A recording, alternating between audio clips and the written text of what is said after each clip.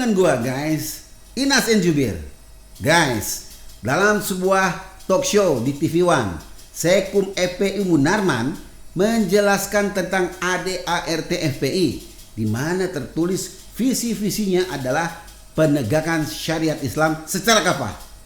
Tapi kemudian Munarman berupaya membantah dengan mengatakan bahwa syariah yang dimaksud adalah penegakan ibadah individu, sektor sosial, ekonomi, kebudayaan, politik, hukum, dan lain sebagainya. Ya sama aja artinya itu menegakkan syariah Islam di seluruh sisi kehidupan, sendi kehidupan di Indonesia.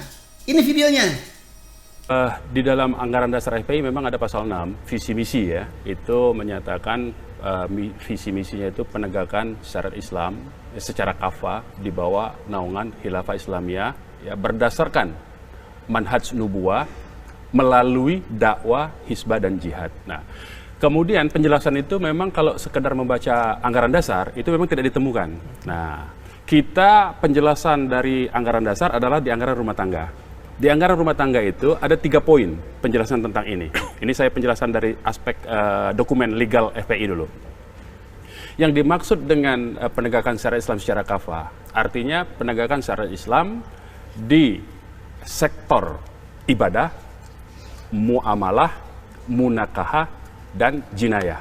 Karena itu ilmu fikihnya nanti silakan Kiai Tengku. Memang itu aspek ilmu fikih ya. Jadi kalau di bahasa Indonesia kan karena penonton kita banyak juga nggak bisa bahasa Indonesia itu di bidang ibadah individu ya, sholat segala macam, puasa segala macam itu. Kemudian di bidang hukum keluarga ya, sosial, kebudayaan, ekonomi, kan kita sudah ada undang-undang perbankan syariah.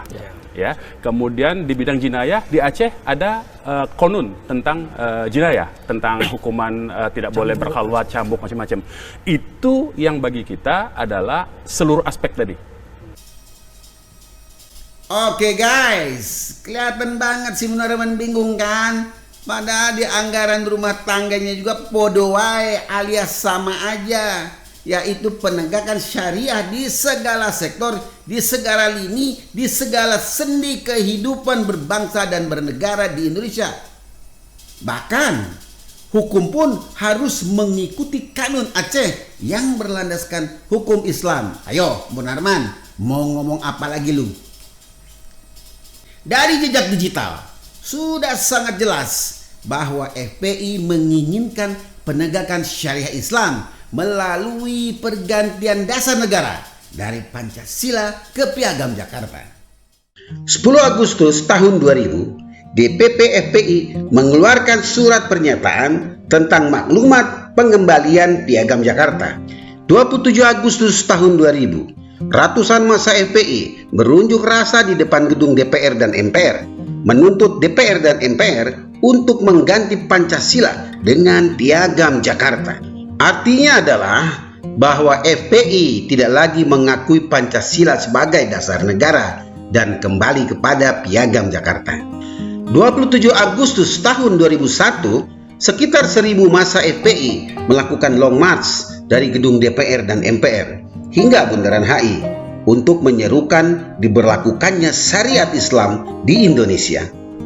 Desakan FPI untuk memberlakukan syariat Islam di Indonesia adalah sesuai dengan semangat Piagam Jakarta. Guys, apakah Piagam Jakarta sama dengan Pancasila? Tidak, karena sila pertanyaannya jauh berbeda.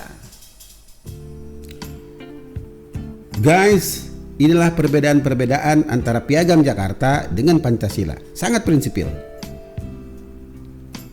Sila pertama Piagam Jakarta berbunyi, ketuhanan dengan kewajiban menjalankan syariat Islam bagi pemeluk-pemeluknya.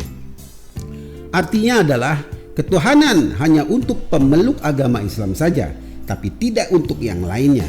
Sehingga dapat dimaknai bahwa rakyat Indonesia selain Islam dapat berketuhanan yang berbeda, bahkan ateis atau komunis sekalipun.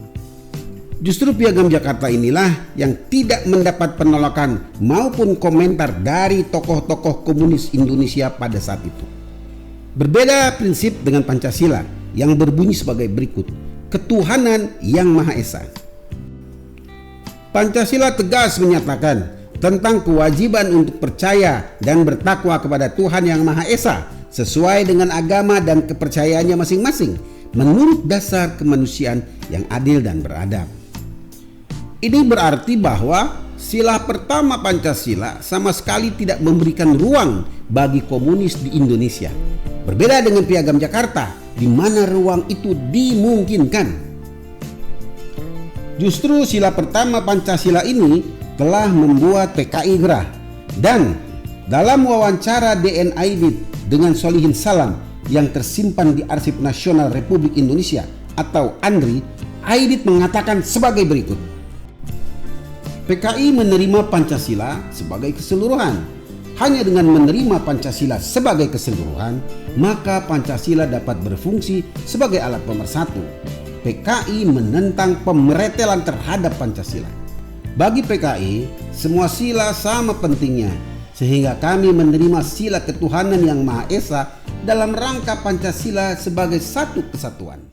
Jadi sangat jelas kenapa FPI menolak Pancasila dan menginginkan Piagam Jakarta sebagai landasan NKRI, yakni karena syariah Islam yang akan mereka tegakkan di bumi Indonesia. Setuju nggak?